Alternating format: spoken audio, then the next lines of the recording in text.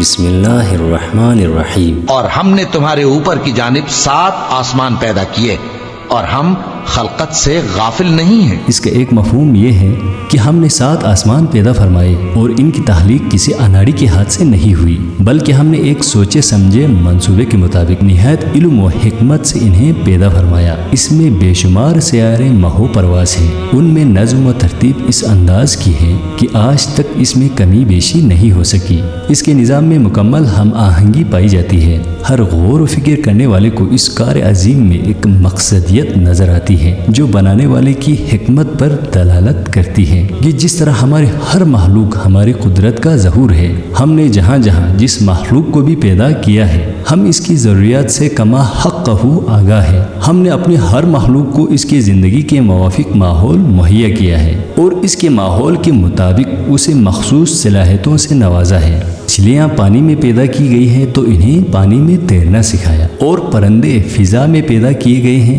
تو انہیں اڑنے کے لیے پر دیے گئے، اور ہر ایک کی روزی کا اس کے دائرۂ کار میں انتظام کیا گیا ہے۔